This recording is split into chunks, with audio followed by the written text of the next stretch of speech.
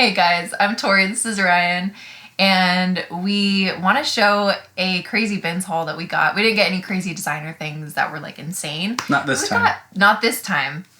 But we got some really good things that we're excited to show you. And yeah, we'll just give you a quick background. I started reselling about a year ago. I was interested in it as soon as the pandemic started, and we both lost our jobs. After we got married. Yeah, that was really fun. We got married on February 29th, 2020. So we were able to get married, go to Hawaii, and then everything shut down. So yeah, reselling has been a positive thing to focus on in the midst of everything. And yeah, Ryan's gotten into it too. Mm-hmm. And it's so fun, especially at the bins. We've discovered that a few months ago. Well, last summer. And it's like a scavenger hunt and treasure hunt. So it's like our favorite, at least my favorite. I think you like it too, like our date day. Yeah. Like I didn't like it at first. Yeah. Sourcing and the reselling thing has really grown on me. That's kind of her full-time thing, and I've been helping part-time. I actually do video editing and animation work for my full-time job. So when I'm not doing that, I'm usually helping her source and stuff, and it's become fun for me. Even the bins. I think the bins are my favorite now, but at the beginning I really wasn't sure about it. Yeah, and this particular bins that we go to, so we're from the Portland, Oregon area. There's 3 different Goodwill bins in this whole area, but the one that we found has become kind of like a honey hole for us. Technical term. I'm never going to stop laughing at that. Yeah. That word. We don't always find really good stuff. I mean, usually we find like a good amount of like moderately like middle high tier, like good mall brands, and like some a little bit higher end stuff like Madewell and I'm trying to think. Like Eileen Fisher stuff pretty often, and we find a lot of, because we're in Portland, Oregon, we find a lot of Columbia and a lot of Nike. Mm-hmm. Which can be good sometimes, but we will also find some like higher end Columbia and Nike stuff. But every once in a while, we'll also find like good, like high end, rich stuff there, like Burberry. Yeah. That's the stuff that like keeps you coming back, because you're like, we could find this, like we could find luxury, and especially with the bins, like because everything's just by the pound. So if you find Louis Vuitton or Burberry, you're not having to like pay up. It's like, all right, I found this, and we have found both of those brands. I found a Celine leather dress that is also a luxury brand from Paris, I believe. Yeah. One of our friends, literally the first time we ever took them to the bins, he got brave and he jumped in on our first wave, when like the people just dive on the bin and all, it's just like a crazy frenzy. He picked a Gucci Disney sweater from one of those bins on his first day. He's not even a reseller. And he's just held on to it. Yeah, he just like came with us. And we're like, oh my gosh, like, are you serious? Yeah. We were at their house the other day, and I just like, it sounds so creepy, but I was like, can I just like touch that sweater? Because it's like, it's amazing. Like, it feels so amazing. Yeah, so jealous. That was his first time. We're like, oh my gosh, really? Really? Yeah. Yeah. So there's a lot of stuff to be had. Yeah. Or found. And some really bad things that you can find. Oh, yeah. I mean, there's just heaps and heaps of terrible things, of course. Yeah. Like any other Goodwill bins. But this particular one, I think it's kind of like a richer area of town. Mm-hmm. So you get some real good stuff sometimes. We decided that we wanted to start this YouTube thing kind of recently. We've been thinking about doing YouTube video diary type things for our hauls and just stuff that we've learned, and well, mostly that she's learned with doing resale. I guess I've learned stuff too. Yeah, you're so good. Yeah, you pick out really great things. Yeah, like at the beginning I'm like, is this Goodfellow thing anything? And no. How about this like what? This Old Navy? No. But now I understand that, and there's nothing wrong with Goodfellow or Old Navy, by the way, if that's what you're into, but it just doesn't resell very well. Mm-hmm. But yeah. So I've gotten better at it. I like it a lot more now. But she's the real expert. Fun. So we watch a lot of other resellers that are YouTubers, and we thought it would be fun to kind of start doing the same thing and make this like a video diary of our hauls and our trips and stuff, and just things that we run into as resellers, and just like stories from that. Yeah. our goals are kind of like, well, number one is we want to be financially free. And that kind of applies to all of the different entrepreneurial things that we're trying. But reselling is one of the bigger ones. Mm-hmm.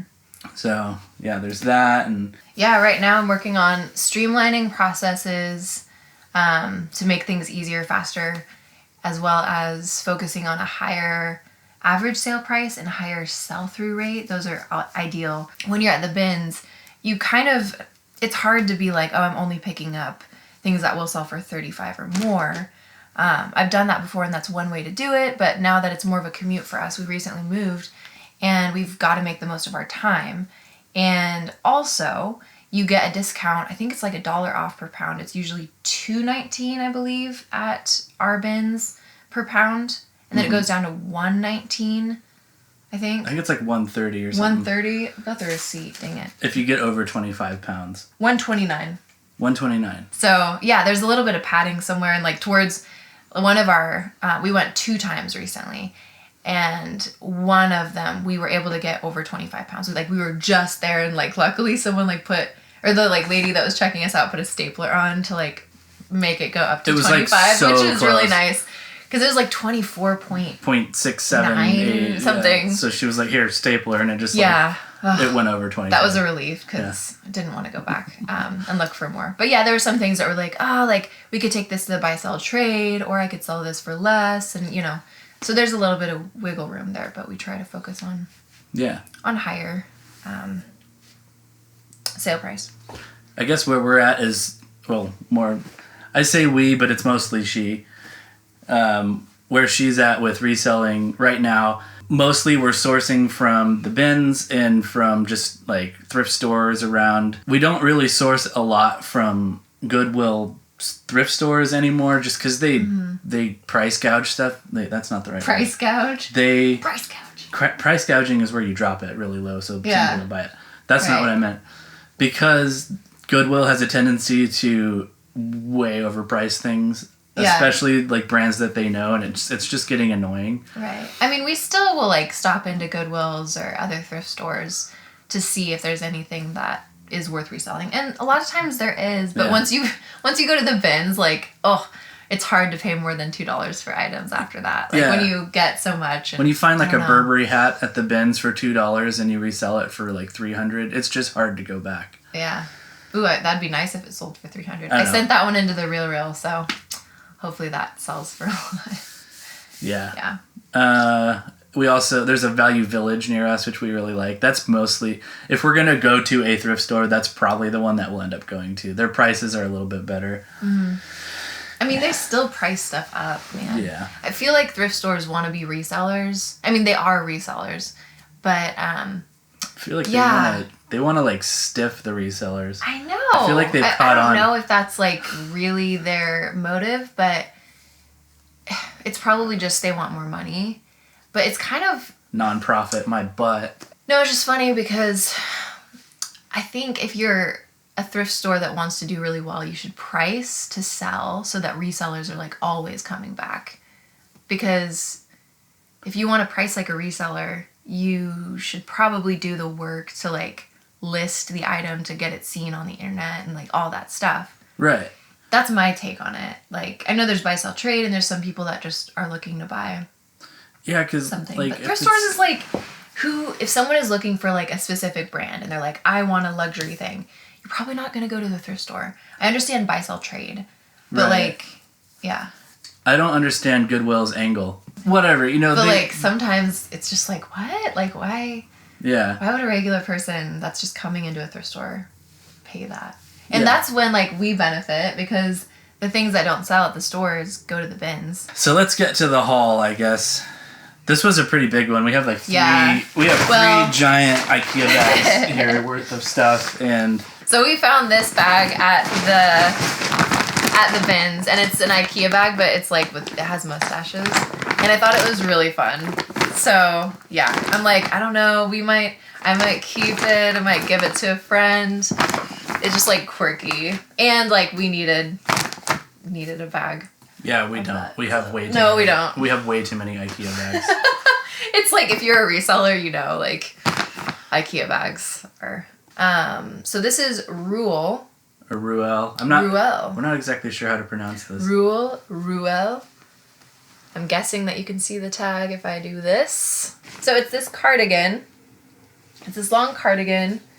And we learned about this from Kaylee Elaine. She mentioned that this was an Abercrombie and Fitch brand, or like sold there, and they don't make it anymore. But people really liked it, so it can go for a lot. I think they said this was like particularly it was a men's line from Abercrombie. This is an extra small. So that's a small dude, if that's a dude's cardigan, but like.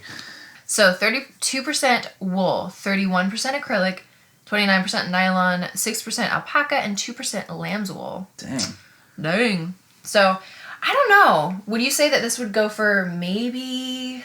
When I was... 40? 60? You know what? We should probably look at comps while we're doing this. Okay. But yeah, I think it was around 40. And this particular... This pattern, I looked it up and I think they said it was totem. Totem pattern. So it's kind of... It reminds me of Aztec a little bit, but... I think the specific keyword was totem pattern. Totem. So yeah, if you ever find this, if you're out thrifting, there's a high demand for it because it's not available new anymore, but people loved it. I guess they do make women's. Okay, so this might be a woman's piece. I think that would make more sense, but I could see it being unisex. Yeah, you have to be creative with searching comps, and sometimes you just pick things up and you're like, okay, I'll research this more later. I try not to do that, but... Yeah, but one thing in particular that helps is to look at the amount. That one was listed for $230, but listed though. Yeah, but all of the tribal pattern ones are listed for a lot. So we will see what we can get for this. Yeah. If it was over $200, that would be insane. I'm trying to I've been used to selling lower tier items. Well, no, I'm getting up there. I'm selling a lot more like $100 items, like that range. But it's interesting because when you start out, you think like, oh, okay, this is, someone would only pay $20 for this or $30 or $35. And then you get into selling more higher in demand items. And you start to realize once you've sold something for $100, you're like, okay, I could maybe get $150 for something. For this specific item. And it kind of builds your confidence as a seller. So I'm trying to build my confidence from $100 items to $200 items, eventually. And it can take time. But yeah, if this were to sell for that amount, that would be so cool. Yeah. This is just an Orvis. I'm pretty sure that's a shacket. It looks like a shacket. Which is a thing. Orvis, they're a really good fishing brand, kind of high-end fishing gear. But yeah, this is heavy. This is a significant piece. It's definitely, it feels heavier than a normal shirt. Mm-hmm. It's got that nice plaid pattern. I don't see any, we always try to check for holes and stuff at the bins, but sometimes you miss things. But yeah, it's even got these cool little, this looks like a giant hole in the garment, but it's not. I think it's part of the design. It's vented. Yeah. Maybe. It's either a vent or maybe it has something to do with the way that, I think it's supposed to be designed that way. It's probably something for fishing gear. I'm not that big of a fisher. Your dad could probably tell us. Yeah, he might be able to. I don't know. Big time fly fisherman. Yeah. But I don't see any other, I don't see any major holes or anything. So I think this is in really good condition, size large. So what do you think that'll go for? Oh, Orvis shirts. Oh, jackets especially. A shirt jacket. I bet you we could get 30 for this. Yeah. I think it'd be around 30. Yeah. It's got nice little leather decals there, and where was the other one? Right there. But yeah, this is definitely, it feels substantial and heavier than a normal shirt. And then what is this made out of? Yeah, it's 100% cotton. But it's heavy cotton. I could and girls I think like wearing this kind of stuff too. Anyway, yeah, I'm this with some leggings. Yeah. Cool. So this is Mountain Hardwear outerwear. It's a coat.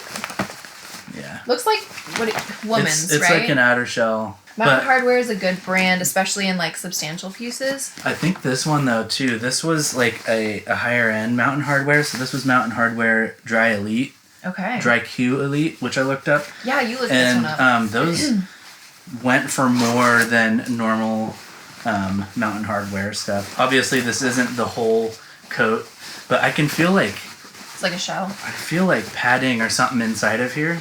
Yeah, it seems like a complete coat. It's not like really insulated, but yeah. But it's definitely like, yeah, that would, it's a men's size large. Good brand to be on the lookout for. Not everything that they have does super well. Yeah. But yeah, this particular line from Mountain Hardwear, it's the Dry Q Elite. I think it's just like one of their higher end lines. It's got some little thumb holes here.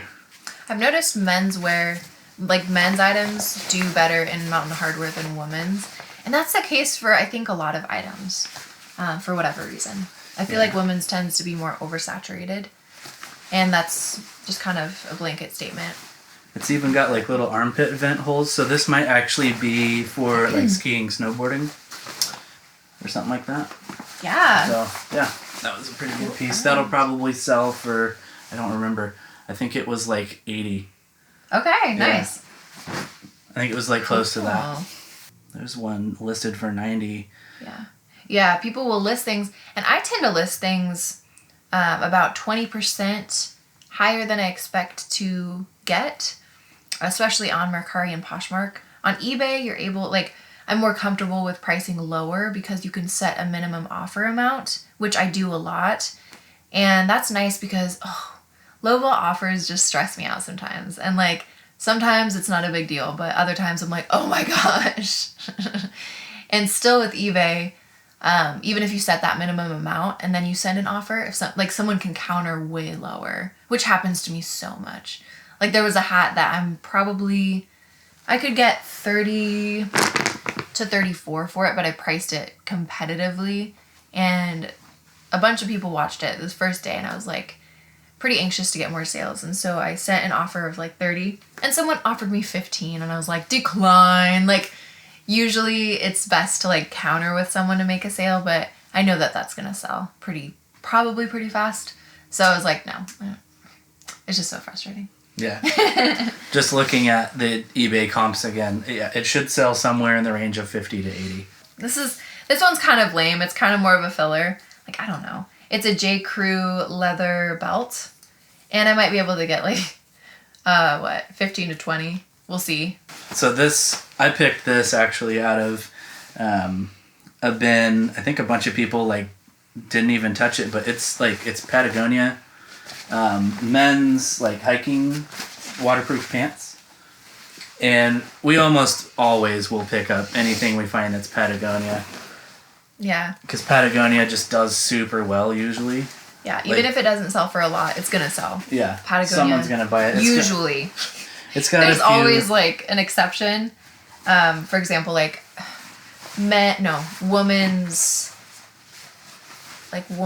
tops or dresses are a little bit spotty, but like outdoor stuff does really well, especially in men's. These are hiking pants. They have so many stains. They got some stains, and there's a little bit of like the bottom hem is starting to tear a little bit, but yeah, somebody's still probably gonna. I'm pretty confident in that. I feel like it might not go for a lot, but it will sell. I feel like a lot of people will pass on stuff just because it's got a few like little stains and things on it, but like this has more than we usually pick up, but just because it's Patagonia, it's like, well, yeah. And this I don't think this is vintage and Patagonia. We haven't washed these yet, so like this is just like fresh from the bins, so we'll be washing these and vintage Patagonia stuff goes for crazy amounts, but I don't think this is vintage, but I think it's a little bit older. But yeah, I have kind of a weird joy when I clean stuff. So it's kind of like it's cathartic. Yeah, you feel like you're restoring something that especially at the bins, like it could have just gone to a landfill. I don't know. There's something that's nice about. But yeah, since I don't mind cleaning things, and I have, we have a little cleaning kit full of some different stuff. Like I'm willing to try and get some stains and marks and stuff off of things, and a lot of people will just pass on it. Well, I even like a lot of times I'm just like too lazy to deep clean stuff. Like I'll wash stuff and I'll like try to see and treat, and maybe I'll get better at it. But like, especially items that I just know it's not going to be worth my time to like try too hard to like attend to, those flaws, I'll just list it flawed and it'll still sell if it's the right brand, like at a discounted rate, of course, like pretty discounted. But yeah. Okay, this is cute. So I usually like am pretty religious about checking comps. But I thought this was adorable and I feel like it will sell for something, and it was at the bins. So it's just this Coach like coin purse. I haven't done any research on it, but yeah, it's just super, super cute. And so there's that. We'll pick up accessories sometimes. Ooh, okay. So this is probably the most like high-end designer like item that we got, but it's just a dust bag from Fendi. And so there it is. It's got a zipper.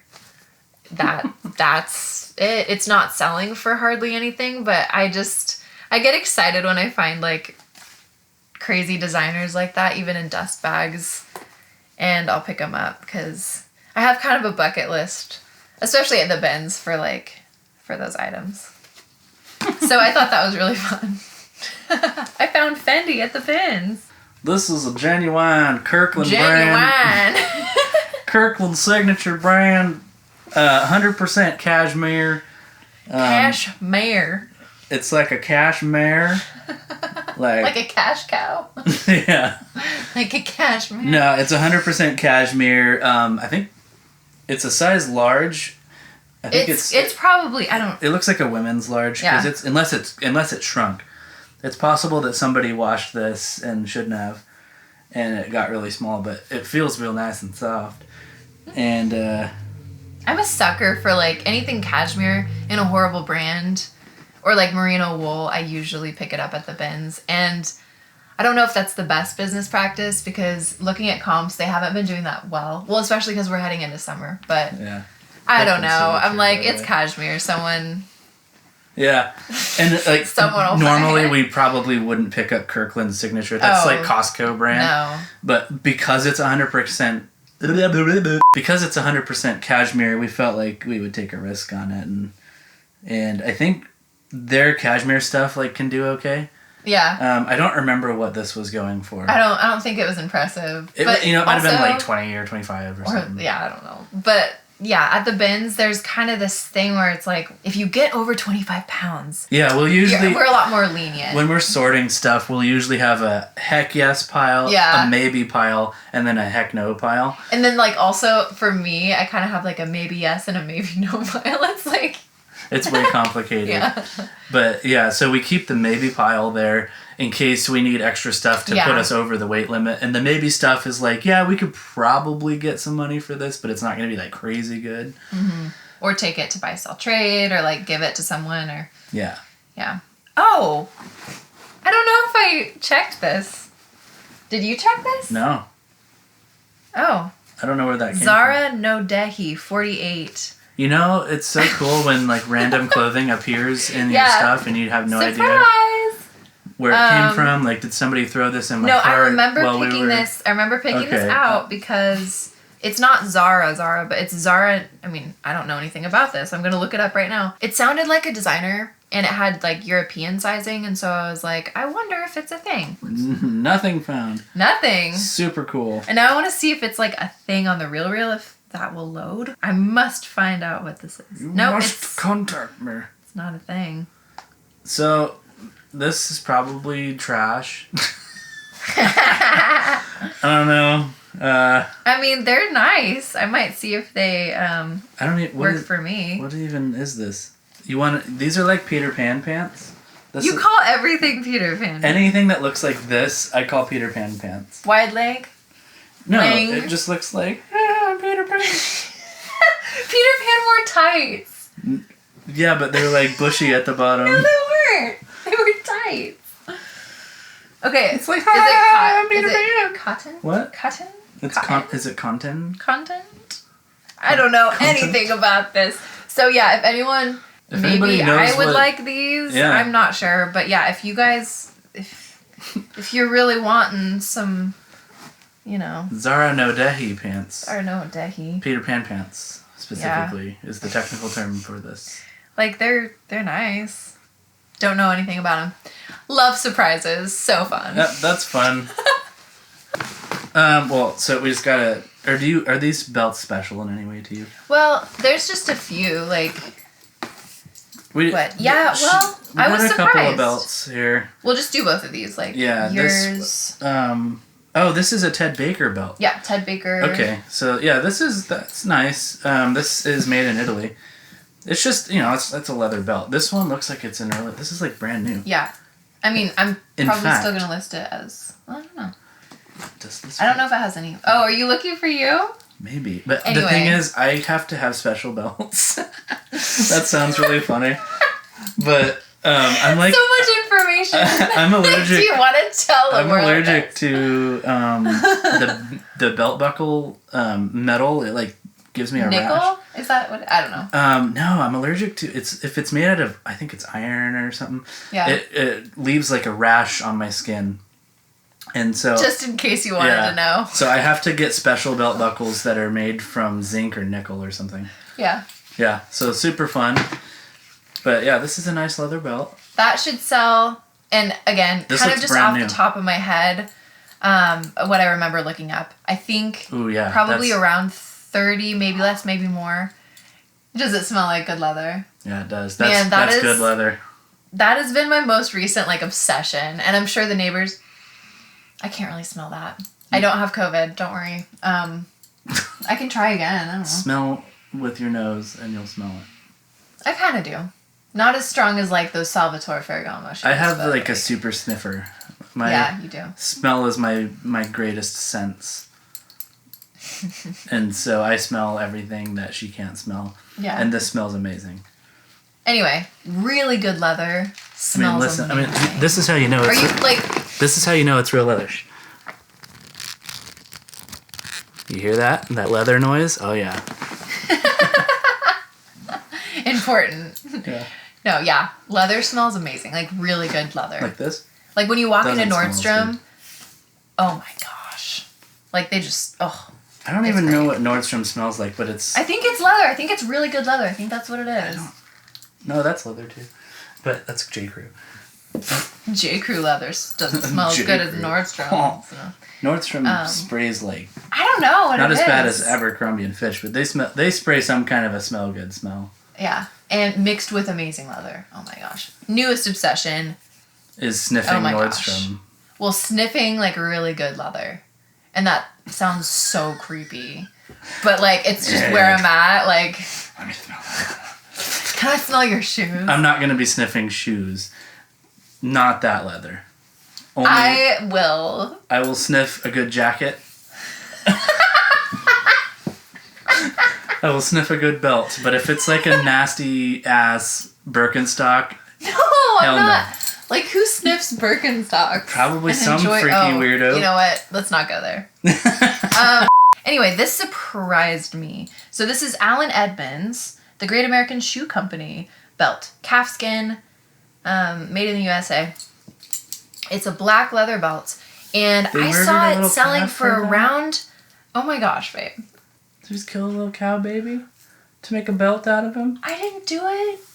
I'm just saving the... Anyways. Yeah, like $50-ish, maybe more, maybe less. But that surprised me. I was like, for a belt? Okay. Accessories are my favorite bin to go through personally. Like, yeah. Belts, scarves, hats, purses. There's a lot of value there. And it sells pretty quickly. But yeah, Allen Edmonds. And there's the label, if you can see it. Oh yeah, I forgot to show you this label. The Ted Baker. It's going to be really hard to see that one's gonna be really on hard. The camera, but it's here on the little... That's going to be out of focus. But anyways, it's right there. Just trust me. Maybe I can... Just trust me. Maybe I can do a 4K punch-in. I want to do this one. Okay. I'm excited about this because it's so, like, it's just so fun. I didn't even see In the hat bin. Yeah, you didn't see this, so this is... That looks like... Okay, you know what this reminds me of? Like the 90s? Yeah, like, I'm like Scary Spice. Yeah! I'll tell you what I want, what I really, really want. I've got a bachelorette party I'm going to today, and I'm, like, thinking about wearing this, like, cleaning it up and then wearing That would be so good. And what is this thing? It's wild. Is this leopard, cheetah? What is this print? I'm not sure. Leopard print, cheetah print. It's the ones, the circles with the... Gosh, such an expert. The spots with the holes in them, which I'm pretty sure is leopard. Yeah. Well, it's not real. Well, but, duh. Yeah, we killed a real cheetah for this. Yeah. No. Anyways, this was just Ben Berger Luxury Collection. Fun name. Anyways, Ben Berger. Yeah, it's... Lisa Berger. I saw that these were selling like a lot. Like good sell-through for about $20. So it's not like a lot, but it will sell really quickly in my guess. And I'm also maybe going to wear it today. So we'll see about that. Okay, so the next one. This was a brand I had never heard of before. 686 Parkland. I picked it up and I was like, like this feels like pretty premium, and it's got this really cool like... You're like right up in my face. It's got this really cool like kind of tribal design. Like I don't know if that's Aztec or what that is, but I was like, this is kind of a neat jacket. And this is the... Let's see, this is the logo, 686 Parkland. There's also a leather decal of the same thing on the sleeve. But yeah, I like did some more research into this, and I found that this is some kind of a snowboarding brand. And this particular thing is called the Parkland Easy Rider Insulator. So it's an outer shell.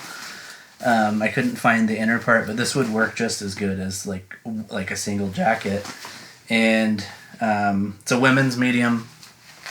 And I was looking these up, and they were kind of difficult to find. Oh, I just realized there's a bunch of pilling. Yeah, there is. Yeah.